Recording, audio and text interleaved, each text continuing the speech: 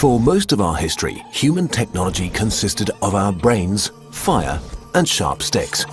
While fire and sharp sticks became power plants and nuclear weapons, the biggest upgrade has happened to our brains. Since the 1960s, the power of our brain machines has kept growing exponentially, allowing computers to get smaller and more powerful at the same time. But this process is about to meet its physical limits. Computer parts are approaching the size of an atom. To understand why this is a problem, we have to clear up some basics.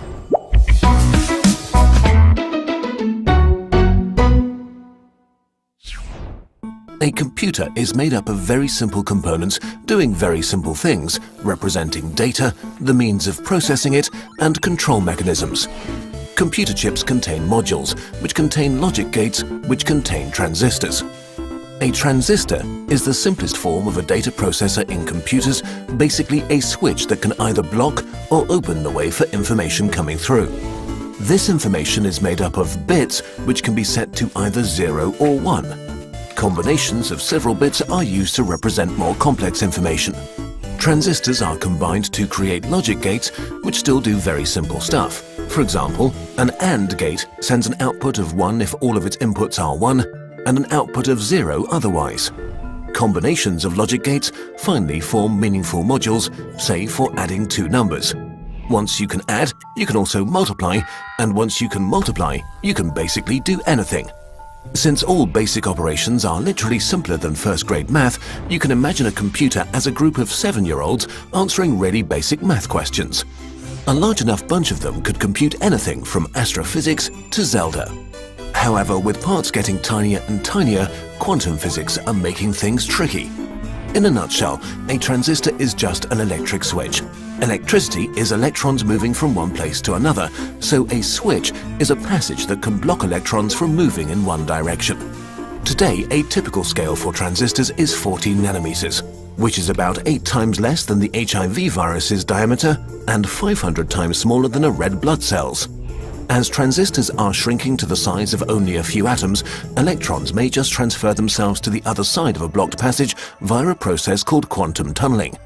In the quantum realm, physics works quite differently from the predictable ways we're used to, and traditional computers just stop making sense. We are approaching a real physical barrier for our technological progress.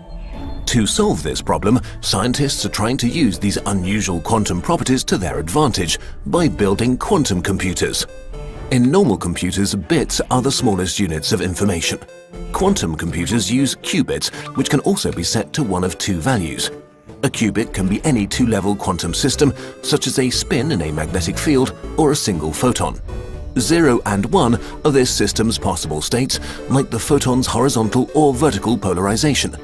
In the quantum world, the qubit doesn't have to be in just one of those, it can be in any proportions of both states at once. This is called superposition. But as soon as you test its value, say by sending the photon through a filter, it has to decide to be either vertically or horizontally polarized.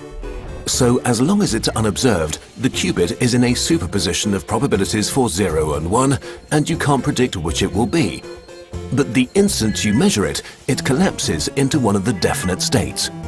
Superposition is a game changer. 4 classical bits can be in one of 2 to the power of 4 different configurations at a time. That's 16 possible combinations, out of which you can use just one. 4 qubits in superposition, however, can be in all of those 16 combinations at once. This number grows exponentially with each extra qubit. 20 of them can already store 1,000,000 values in parallel. A really weird and unintuitive property qubits can have is entanglement, a close connection that makes each of the qubits react to a change in the other's state instantaneously, no matter how far they are apart.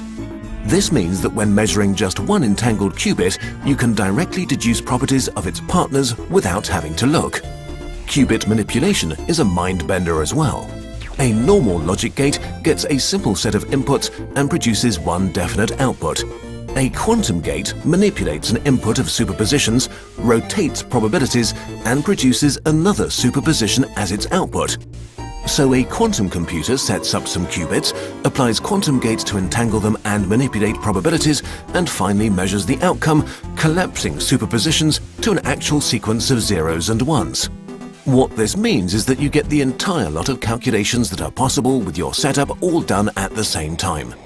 Ultimately, you can only measure one of the results, and it will only probably be the one you want, so you may have to double-check and try again.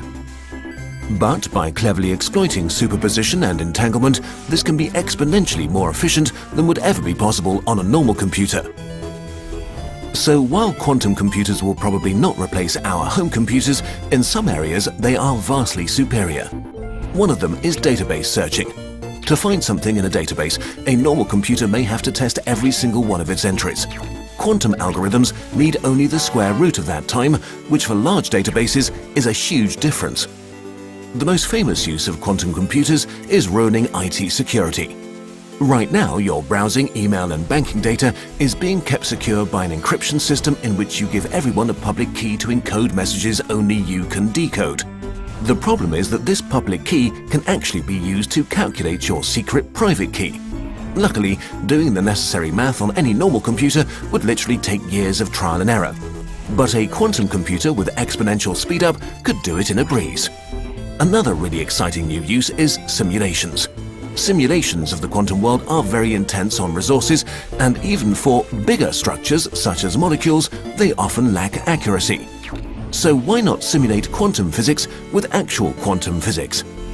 Quantum simulations could provide new insights on proteins that might revolutionize medicine. Right now, we don't know if quantum computers will be just a very specialized tool or a big revolution for humanity. We have no idea where the limits of technology are, and there's only one way to find out.